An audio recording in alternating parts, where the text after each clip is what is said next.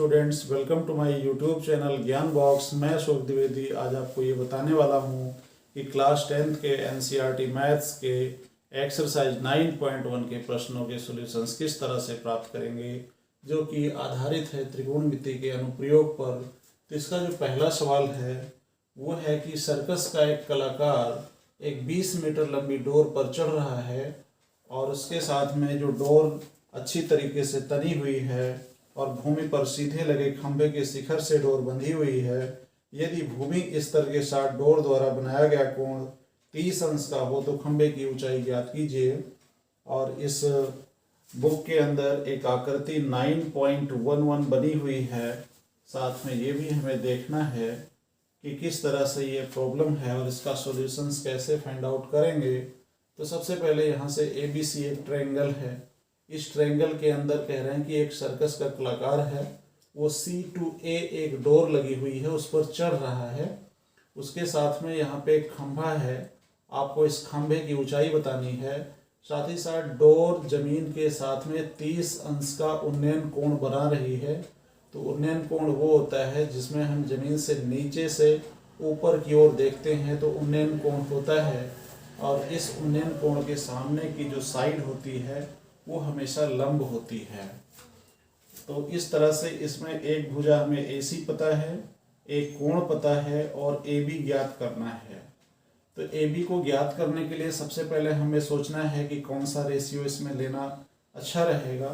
तो इसके लिए आप सभी स्टूडेंट्स को पता है कि यहाँ पे हम सबसे पहले एक लाल बटे कक्का का रेशियो बहुत अच्छे से जानते हैं। इससे हमारी कुछ समस्याएं अपने आप हल हो जाती हैं कि जैसे यहाँ पे लंब है और कर्ण है, लंब और कर्ण के बीच में अगर रेशियो लेते हैं तो बात बन जाएगी। देन सबसे पहले यहाँ पे हम ABC एक ट्रायंगल कंसीडर कर लिए कि ABC एक समकोणीय त्रिभुज है। इस समकोणीय त्रिभुज के अंदर यहाँ से AB अपॉन AC बराबर sin 30 हो जाएगा। तो यहाँ से AB की वैल्यू तो AB है, AC की वैल्यू 20 है और इसके साथ में sin 30 की वैल्यू हाफ हो जाएगी। इस हाफ के अकॉर्डिंग इसको हम जो है क्रॉस मल्टीप्लाई करते हैं। Then twice of AB is equals to 20, then AB is equals to 20/2, hence we obtain AB is 10 metre और खंभे की ऊंचाई 10 मीटर हमें प्राप्त हो गई। तो इस तरीके से हमने पहला आंसर आसानी से खोज लिया है। इसके साथ में हम दूसरे आंसर पे आते हैं, दूसरे क्वेश्चन को सॉल्व करने की कोशिश करते हैं। दूसरे क्वेश्चन को सबसे पहले पढ़ते हैं कि दूसरा क्वेश्चन है क्या। इसमें यह कहा गया है कि आंधी आने से एक पेड़ टूट जाता है और पेड़ का एक हिस्सा जमीन पे आ लगता है। आपको संपूर्ण पेड़ की ऊंचाई ज्ञात करनी है। तो कैसे ये संभव हो सकता है हमें देखना है। तो फर्स्ट ऑफ ऑल इसका हम फिगर ड्रॉ करते हैं कि फिगर में है क्या। क्वेश्चन नंबर 2, ये क्वेश्चन बेस है एनसीईआरटी मैथ के 9.1 एक्सरसाइज से। तो क्वेश्चन नंबर 2 है कि आंधी आने से एक पेड़ टूट जाता है। तो सबसे पहले मान लीजिए हमने एक मान लिया कि हमारा ये एक पेड़ है, आंधी आई और ये टूट गया। टूटने के साथ में इसका एक हिस्सा है वो जमीन पे आके लगता है। तो हम ये मान के चलते हैं कि यहाँ से आके ये जमीन पे लग गया और लगने के साथ में ये जमीन के साथ में 30 अंश का कोण भी बना रहा है। 30 अंश के कोण के साथ में एक बात इसमें यह दी गई हुई है कि पेड़ के पाद बिंदु की दूरी, जहाँ पेड़ का शिखर जमीन को छूता है, पाद बिंदु से इसकी दूरी 8 मीटर की है। ये 8 मीटर दूरी है, शिखर और पाद बिंदु के बीच की दूरी है। तो ये दो कंडीशंस हमें यहाँ पे दिया हुआ है। तो हम ये मान लेते हैं कि ABCD इस तरह से हमारा एक ट्रायंगल है। इसके अंदर से पेड़ की संपूर्ण ऊंचाई को ज्ञात करना है। तो हम सभी स्टूडेंट को ये सोचना चाहिए कि इसमें संपूर्ण ऊंचाई की बात कर रहे हैं तो पेड़ की ऊंचाई में ये हिस्सा भी शामिल है और ये हिस्सा भी शामिल है।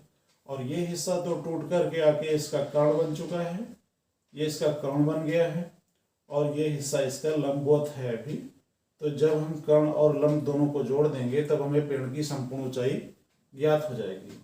तो सबसे पहले हम देखते हैं, यहाँ पे लिखते हैं कि इसके आंसर के अंदर कि समकोण त्रिभुज ABC में, समकोण त्रिभुज ABC में यहाँ से BC अपॉन में AB हो जाएगा। BC upon AB is equals to हो जाएगा tan 30 डिग्री। Then BC is BC and AB is 8, value of tan 31 upon root 3, hence root 3 BC is equals to 8, then BC is equals to 8 upon root 3. This is our first equation. Same as again हमें इस triangle में कर्ण निकालने की जरूरत होगी।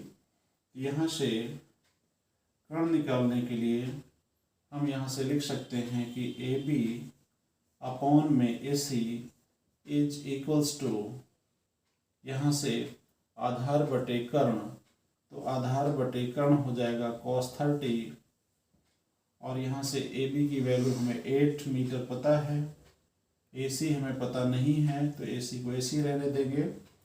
cos 30 की value हम सभी जानते हैं, ये होता है √3 अपॉन 2, क्रॉस मल्टीप्लिकेशन से √3 AC is equals to 16, then value of AC is 16 upon में √3, hence we obtain equation number 2। जब हम देख पा रहे हैं कि पेड़ की संपूर्ण ऊंचाई के अंदर यहाँ पर AC है प्लस BC है, यानी कर्ण और लंब को जोड़ने से संपूर्ण ऊंचाई हमें पता हो जाएगी। कर्ण की वैल्यू है यहाँ पे 16 upon √3 and BC value is 8 upon √3। दोनों को ऐड कर लेते हैं, basis are equal, then numerators to be added, hence we obtain 24 upon √3।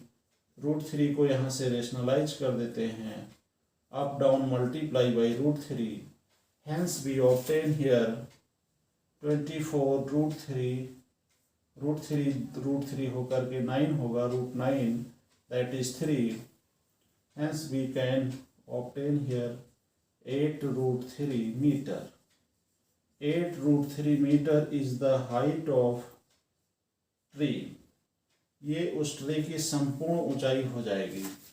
इस तरीके से हमने देखा कि जब आंधी आने से पेड़ टूट गया तो पेड़ का ऊपरी हिस्सा इसका कर्ण बन गया, और जो हिस्सा यहाँ पे खड़ा है वो लंब है। कर्ण और लंब की ऊंचाइयों को हम जब ऐड करते हैं तो पेड़ की संपूर्ण ऊंचाई प्राप्त हो जाती है। हमने इसी ट्रायंगल के अंदर 2 बार इसमें काम किया है। सबसे पहले इस ट्रायंगल का हमने यहाँ से BC साइड को कैलकुलेट किया। जब BC मिल जाता है तो हमने AC ज्ञात किया है, BC और AC दोनों को जोड़ दिया है, तो इस तरीके से पेड़ की संपूर्ण ऊंचाई हमें ज्ञात हो गई है। अब हम आते हैं क्वेश्चन नंबर 3 पे। तो बुक में क्वेश्चन नंबर 3 कुछ इस प्रकार से दिया हुआ है। सवाल थोड़े लॉन्ग हैं, काफ़ी लंबे क्वेश्चंस हैं, तो इन क्वेश्चंस को स्टूडेंट आप अच्छे से पढ़ते रहेंगे। पढ़ने के साथ साथ इसका फिगर ड्रॉ करेंगे, और जब फिगर ड्रॉ हो जाएगा तो आप इन प्रॉब्लम्स को आसानी से हल कर सकते हैं, क्योंकि एग्ज़ाम में इनसे 5 नंबर के क्वेश्चंस इस बार बनने वाले हैं, क्योंकि नए पैटर्न के अंदर कुछ इसका सिलेबस भी चेंज हुआ है, और चेंज सिलेबस के हिसाब से पैटर्न भी बदला हुआ है, जिसमें 5 नंबर क्वेश्चंस को इंक्लूड किया गया है। तो आपकी जानकारी के लिए बहुत ही आवश्यक है कि इस एक्सरसाइज से 5 मार्क क्वेश्चन मिल सकते हैं, तो इनको बहुत अच्छे से एक एक क्वेश्चन को हमें समझने की आवश्यकता होगी। देखते हैं क्वेश्चन नंबर 3 क्या है। क्वेश्चन नंबर 3 में है कि एक ठेकेदार बच्चों को खेलने के लिए एक पार्क में 2 फिसलन पट्टी लगाना चाहती है। तो स्टूडेंट्स, हमें पता है कि फिसलन पट्टी होती क्या है।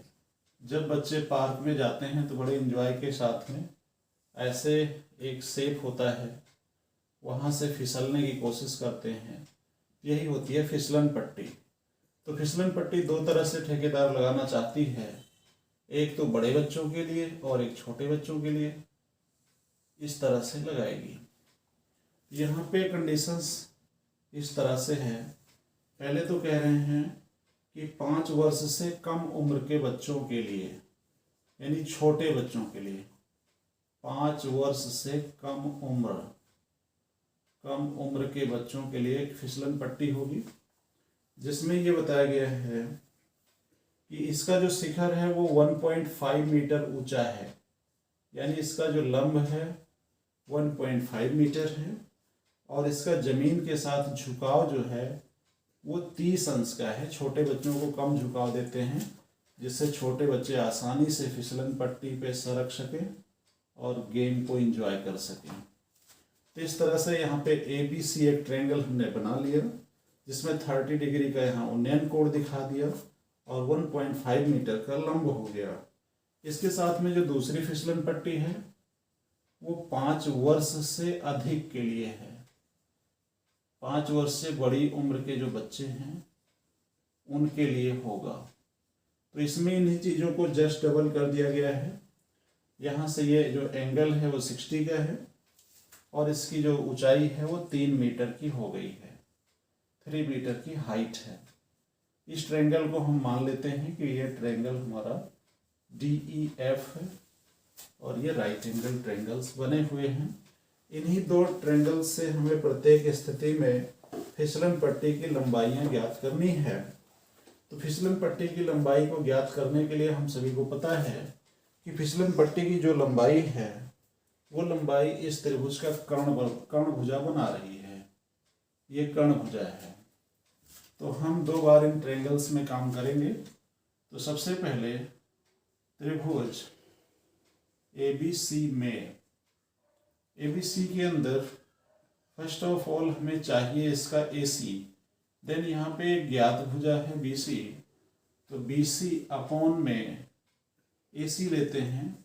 BC upon AC is equals to लंब बटा कर्ण। लंब बटा कर्ण मीन्स हो जाएगा sin 30 डिग्री। Then BC's value is 1.5 and AC is also AC, and sin 30's value is 1/2. Doing cross multiplication, AC is equals to 1.5 multiply 2, then we got 3.0 meter. इस तरह से पहली दशा में फिसलन पट्टी की जो लंबाई है वो हो जाएगी 3 मीटर। ये हमारा पहला आंसर होगा इस क्वेश्चन का। सेम एज दूसरी कंडीशन है, यहाँ पे हम इसको फिगर 1 और फिगर 2 भी कह सकते हैं। This is figure 1 and this will B figure 2। तो दूसरी दशा में केस 2 कह सकते हैं इसको, and this will be case first. इन दोनों दशाओं में पुनः समकोणीय त्रिभुज DEF में हम देखते हैं यहाँ से जो हमारा EF है वो EF अपॉन में हो जाएगा DF। This will be sin 60। Then putting all these values, EF is 3 and EF is 3 and DF will be DF, and here sin 60's value is √3/2. Then √3 DF is equals to 6. Then DF will be 6 upon √3. यहाँ से हम इसको rationalise कर लेंगे। Then √3 multiply by √3. Here we got 6 √3 divided by 3. Then here will be 2 √3 metre. This is the answer. तो दूसरी स्थिति में फिसलन पट्टी की जो लंबाई होगी, जो कि 5 वर्ष से अधिक उम्र के बच्चों के लिए है, वो 2 √3 मीटर हो जाएगी। चाहें तो √3 की वैल्यू रख के भी इसे सॉल्व कर लेंगे तो हमें एक एग्जैक्ट वैल्यू यहाँ से मिलेगी, लेकिन उसकी कोई आवश्यकता नहीं होती है। This is appropriate answer here. इस तरीके से हमने देखा कि दोनों स्थिति में फिसलन पट्टी की लंबाई हमने ज्ञात कर लिए हैं। ये केस फर्स्ट था, ये केस सेकंड है। तो क्वेश्चन नंबर 3 भी हमने इजीली सॉल्व किया है।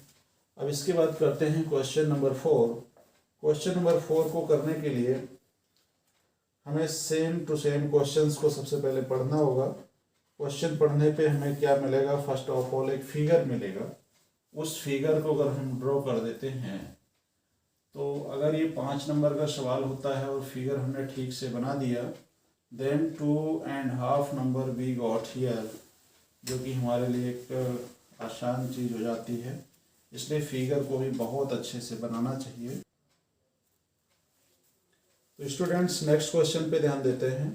नेक्स्ट क्वेश्चन है कि भूमि के एक बिंदु से जो मीनार के पाद बिंदु से 30 मीटर की दूरी पर है, मीनार के शिखर का उन्नयन कोण 30 अंश है, तो मीनार की ऊंचाई ज्ञात कीजिए। तो ये एक्सरसाइज 9.1 का क्वेश्चन नंबर 4 होगा। क्वेश्चन नंबर 4 का हम आंसर देंगे। कह रहे हैं कि भूमि के एक बिंदु से, सबसे पहले जैसे जैसे इसमें कहा गया है वैसे वैसे करना है। भूमि के एक बिंदु से एक बेस हो सकता है यहाँ पे। भूमि के एक बिंदु से जो मीनार के पाद बिंदु से 30 मीटर की दूरी पर है, यहाँ पे हम एक मीनार मान लेते हैं। मीनार ये हो जाएगी हमारी, और ये भूमि का बिंदु हो गया। इस बिंदु से मीनार का पाद बिंदु 30 मीटर की दूरी पर है। मीनार के शिखर का उन्नयन कोण यहाँ से 30 अंश का है। ये मीनार का शिखर है और यहाँ से ये 30 अंश के उन्नयन कोण पर है। मीनार के शिखर का उन्नयन कोण 30 अंश है, तो मीनार की ऊंचाई ज्ञात कीजिए।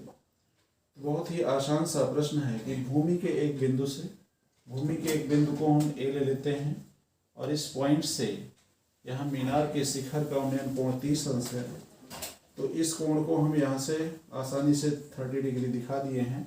मीनार की ऊंचाई यहाँ BC है, BC हमें निकालना है। तो बहुत इजली हम देख सकते हैं कि समकोण त्रिभुज ABC में, ABC के अंदर यहाँ से हो जाएगा BC अपॉन में AB इज इक्वल्स टू लंब बटा आधार tan 30, then BC is BC and AB will be 30, then tan 30 is value 1 upon root 3, hence root 3 BC is equals to 30, then BC will be 30 upon में root 3, rationalizing it we got here 30 root 3 upon में 3, that is 10 root 3, hence BC is 10 root 3 meter. This will be the answer. और इस तरह से मीनार की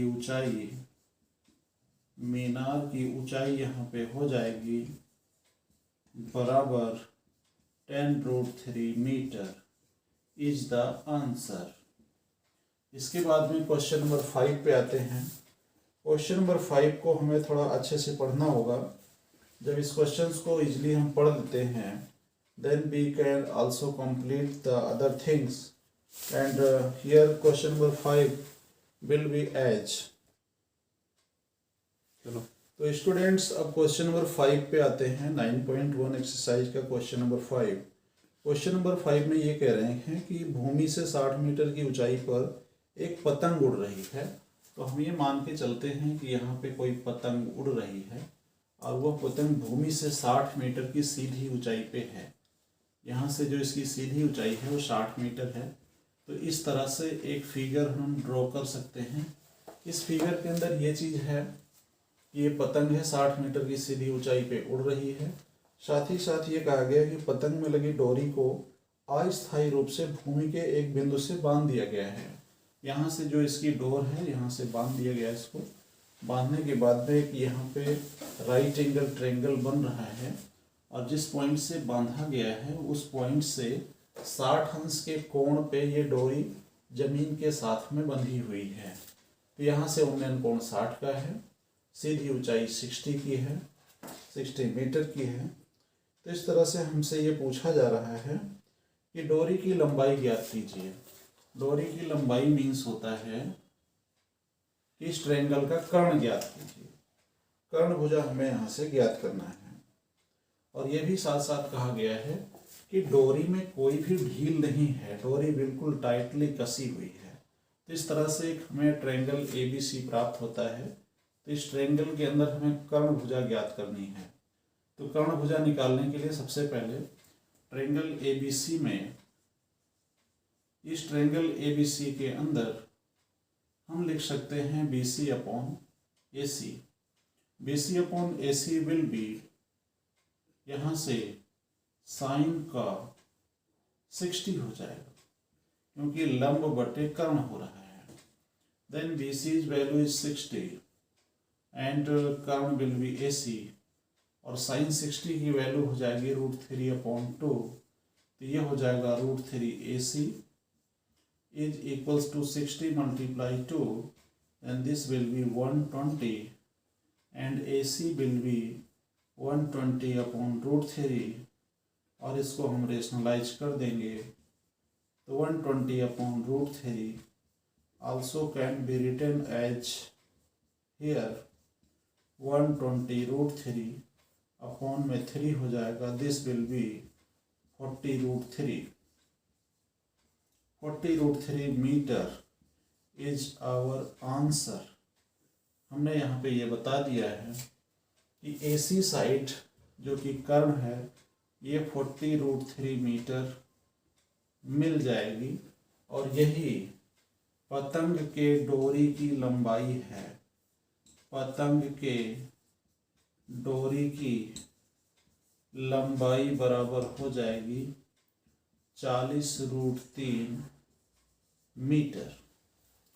इस तरह से हमने यहाँ पे क्वेश्चन 5 का भी आंसर बहुत आसानी से निकाला हुआ है। तो स्टूडेंट्स इसी तरीके से पहले प्रॉब्लम को पढ़ना होता है, उसके बाद इसका फिगर ड्रॉ करना है। जब फिगर ड्रॉ हो जाता है तो इसमें से उचित रेशियो लगा के हमें इसे सॉल्व करना होता है। तो यहाँ पे हमने देखा कि पतंग हवा में उड़ रही थी और एक समकोण त्रिभुज यहाँ पे बन गया। उस समकोण त्रिभुज से हमने इसका कर्ण निकाल दिया। कर्ण ही पतंग के डोरी की वास्तविक लंबाई है। इस तरीके से क्वेश्चन नंबर 5 को भी हमने कर लिया है। अब क्वेश्चन नंबर 6 पे आते हैं।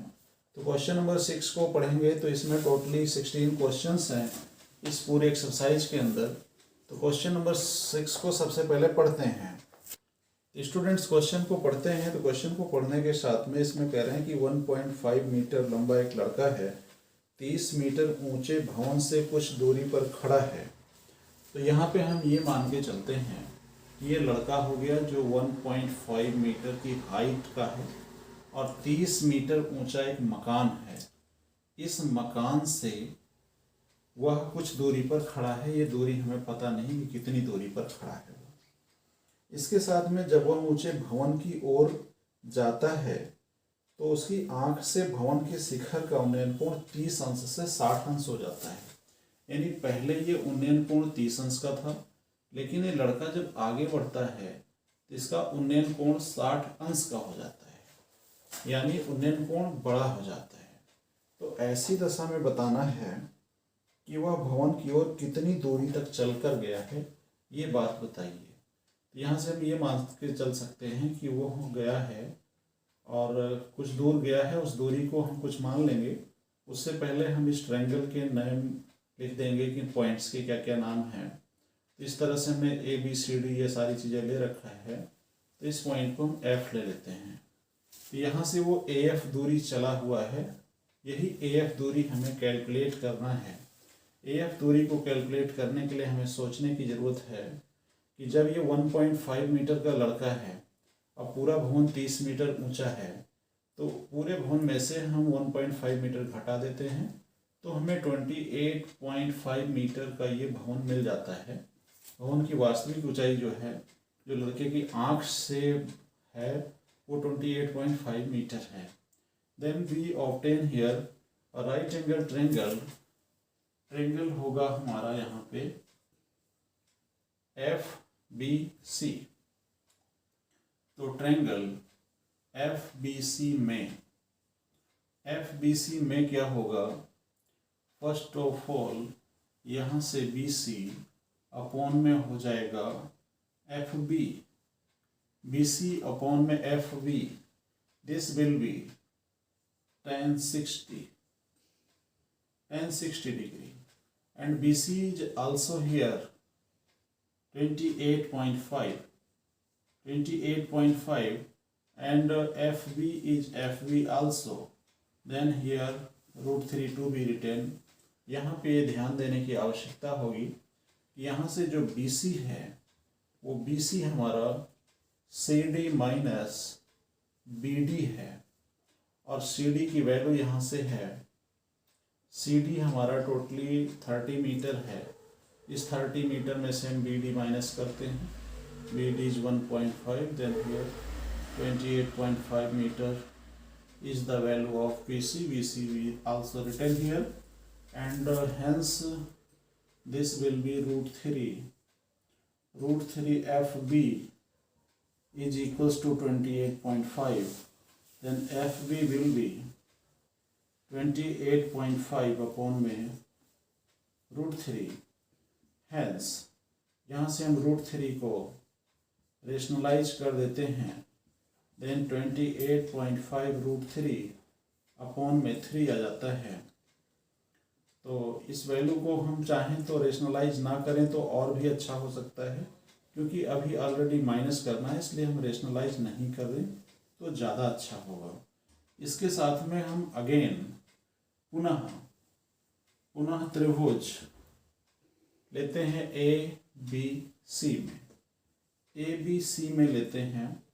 तो ABC में क्या होगा कि first of all BC upon हो जाएगा AB, BC upon AB will be, यहाँ से 10:30 का रेशियो बनेगा। इस 10:30 के रेशियो के अकॉर्डिंग यहाँ से जो BC की वैल्यू है वो 28.5 है और AB हमें पता नहीं है कि कितना है, AB यहाँ से निकल आएगा, देन क्रॉस मल्टीप्लाई कर लेंगे। क्रॉस मल्टीप्लिकेशन से यहाँ से AB की वैल्यू आ जाएगी 28.5 रूट 3 और इस तरह से AB मिल गया। तो हमें एक बात यहाँ देखने की आवश्यकता है कि पूरा AB पता है और F भी पता है, तो AF निकालना है। देन यहाँ पे AB is equals to AF plus FB। Then यहाँ से AF कैलकुलेट करना है, तो AF इज इक्वल्स टू हो जाएगा AB माइनस FB। तो AB की वैल्यू यहाँ से हमने अभी ऊपर लिख रखा है, इसको हम चाहें तो इक्वेशन फर्स्ट ले लें, इसको equation second. We can write here from equation first and second, from equation first and second we can write here value of AB minus FB. AB is 28.5 root 3 and FB is 28.5 अपॉन में root 3। Then यहाँ पे बटे 1 करते हैं, LCM लेते हैं, then this will be root 3 और रूट थ्री का यहाँ जब क्रॉस मल्टीप्लाई होता है तो ये 28.5 गुणा में 3 हो जाता है, माइनस 28.5 1 के गुणा से हो जाता है। तो ये टोटल वैल्यू हमारी बन जाती है 28.5 गुणे 3 माइनस 28.5। तो यहाँ से इसको कॉमन लेते हैं तो 3 माइनस 1 हो जाता है और दिस विल बी एज।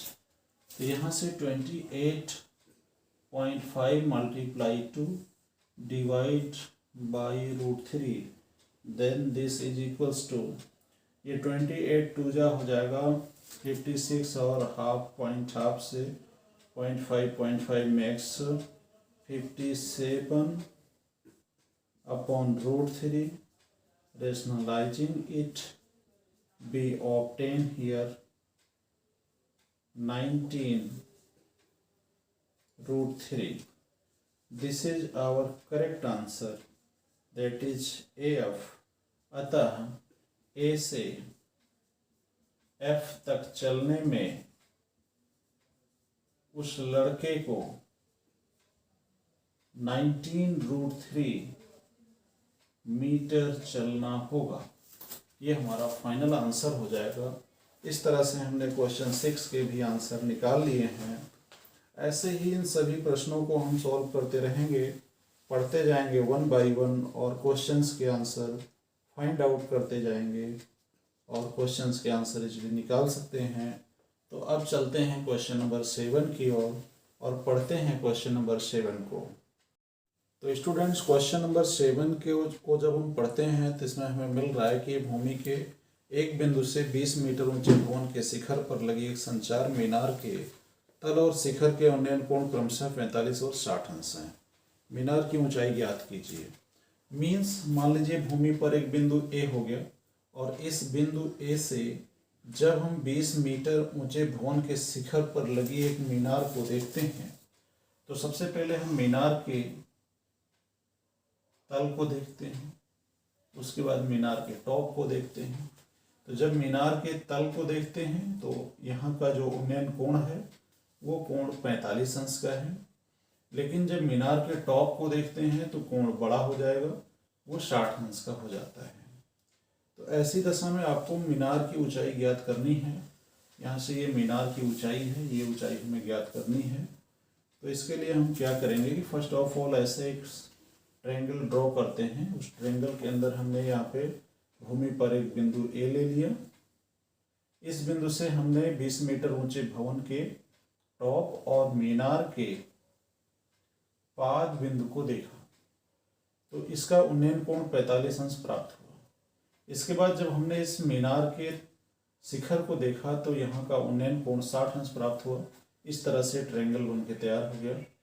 और इस ट्रायंगल के अंदर सबसे पहले हमने ये निकालना है कि यहाँ अगर आधार प्राप्त हो जाएगा तो आधार के प्राप्त होने से बाकी चीज़ें हमें आसानी से मिलने शुरू हो जाएंगी। तो फर्स्ट ऑफ ऑल देखते हैं ट्रायंगल ए बी सी में। ए बी सी के अंदर यहाँ पर बी सी अपॉन में A B, this will be tan 45 degree. Value of BC is 20 and AB is only AB and 45 is also 1. Then AB will be 20 meter. AB will be 20 meter और हमें AB मिल चुका है, ये भी 20 metre हो जाएगा। इसके साथ में हमें CD निकालना है। CD is the height of मीनार, ये मीनार है।